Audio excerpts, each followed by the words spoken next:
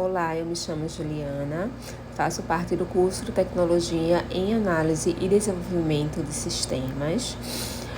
A minha V1 eu vou abordar o tema escolhido é CPU, Unidade Central de Processamento. Bem, a CPU, conhecida como Central de Processamento, como o nome já diz, é o processador do computador.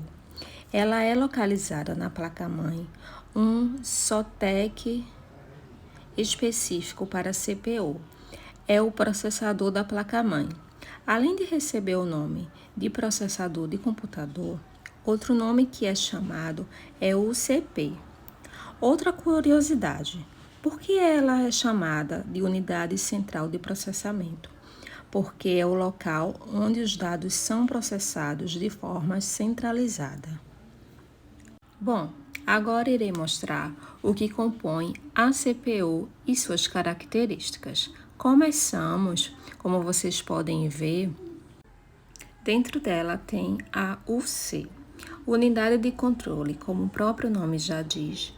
Ela é que comanda e controla o processamento dentro da CPU, ou seja, ela interpreta instruções que são enviadas por diversos programas que estão sendo executados no sistema. Ela também tem o controle de controlar a entrada em relação à CPU, a entrada de dados periféricos de entradas é a saída de dados que vão ser enviados a periféricos de saída. Um exemplo é o teclado.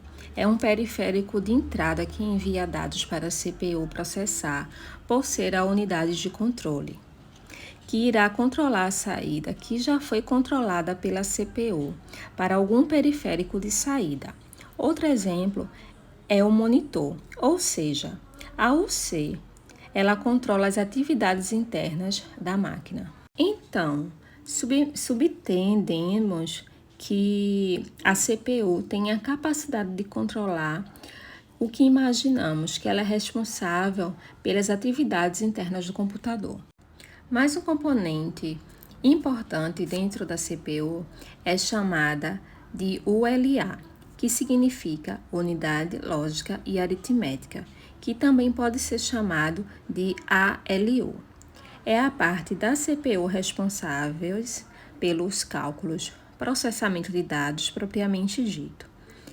É na ULA, nessa unidade lógica e aritmética, que os dados de fato serão processados e dentro dela que são feitos os cálculos matemáticos e aritméticos de comparação lógica para a demanda do processamento.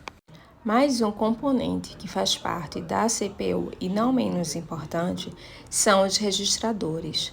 São pequenas porções de memória, mas não é memória. É uma memória volátil e rápida. Ela perde os dados, por exemplo, na ausência de energia elétrica. Portanto, os dados que estão ali são simplesmente apagados ou quando simplesmente o usuário desliga o computador. E quando o mesmo liga, novamente, novos dados serão processados e são colocados nos registradores. Vale ressaltar que, além de ser uma memória volátil, é uma memória muito rápida.